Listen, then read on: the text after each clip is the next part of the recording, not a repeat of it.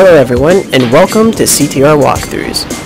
This is part 5 of the Metroid Prime walkthrough for Gamecube. And it's not for Metroid Prime Trilogy, because I find that if I were to record this using a Wii, it would take up a lot more space than what I can afford. So I'm just using the Gamecube version because it's a lot more compact. So basically, to recap what happened last time, was we just got the missiles, we tested them out, blew stuff up, and we got the Morph Ball back by defeating the Plated Beetle for the first time, because it appears later on, but it has no significance. So, anyways, the only reason I didn't commentate on my gameplay before was because I actually don't have a mic of my own. I just happened to borrow a mic, a Turtle Beach mic, might I add, from my good friend Nick. And hopefully I'll get a mic of my own so I can return this back to him, but in the meantime, I guess I'll have to be stuck using his mic. Not that there's a problem, of course, I just would rather use my own mic so I don't have to worry about damaging my friend's mic. And I'm like, oh no, Nick, I damaged your mic, I'm so sorry. And that would just lead to an utter catastrophe. So, actually getting to the commentating part on the gameplay. So just passing the Tainted Fountain, I think it's called, and just walking, defeating some thingamadoo-bobs. The name slips from my tongue. Oh yes.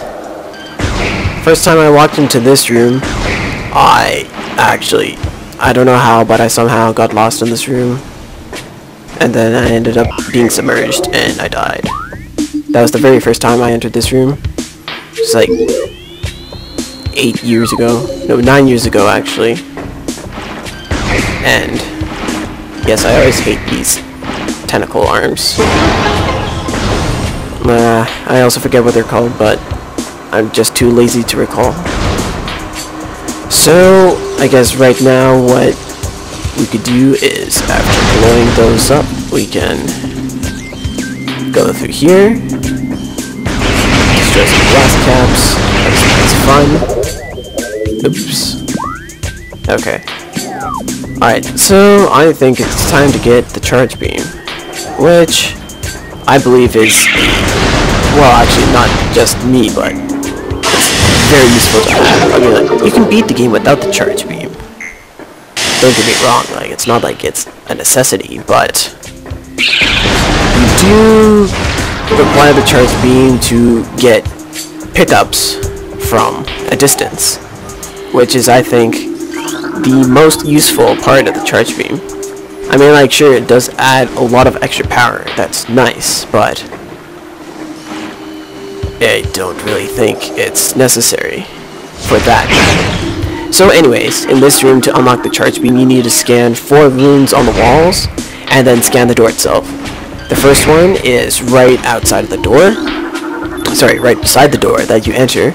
Second one is underneath a group of blast caps that you'll need to look down the platform to get to.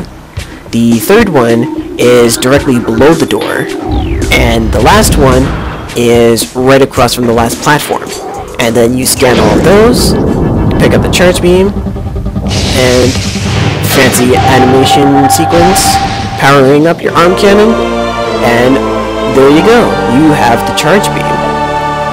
So, yes, like I said before, the charge beam is just, it's more powerful, it's useful. What do I need to say? It's the charge beam, I think. I mean, like, even to people who don't even play Metroid, I think it's fairly implied that a charged up beam is more powerful. It's needless to say, but I'm saying it anyways, because I can. But yeah, it can also be used to pick up power-ups.